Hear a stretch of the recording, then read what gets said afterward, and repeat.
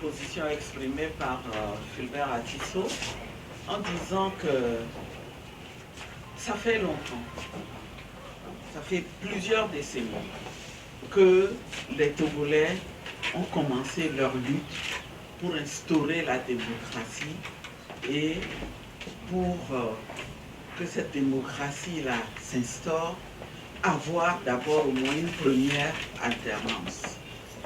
Et le régime a utilisé tout le temps les mêmes mécanismes, les mêmes méthodes.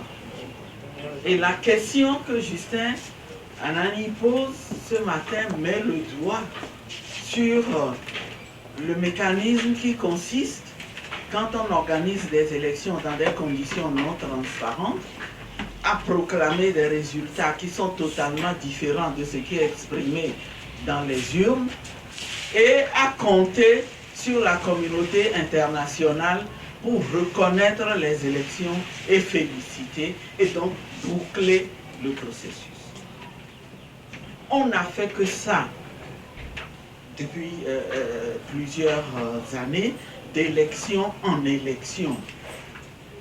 Et je pense que c'est ce que le régime a voulu faire, cette fois-ci encore, en 2020, où on a proclamé des résultats, alors même qu'il n'avait pas encore les PV, alors même qu'il n'y a pas eu de délibération sur les résultats des élections au niveau de la CENI. Nous savons les conditions dans lesquelles ces résultats ont été proclamés.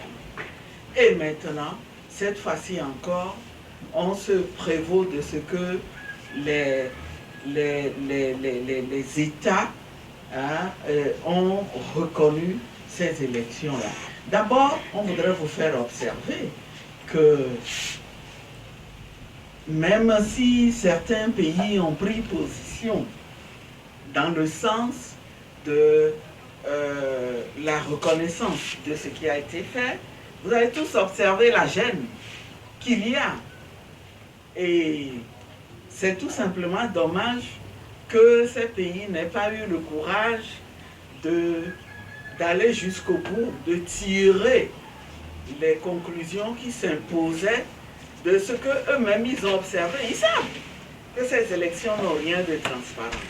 Ils ont peut-être voulu encore une fois sacrifier aux règles de la diplomatie.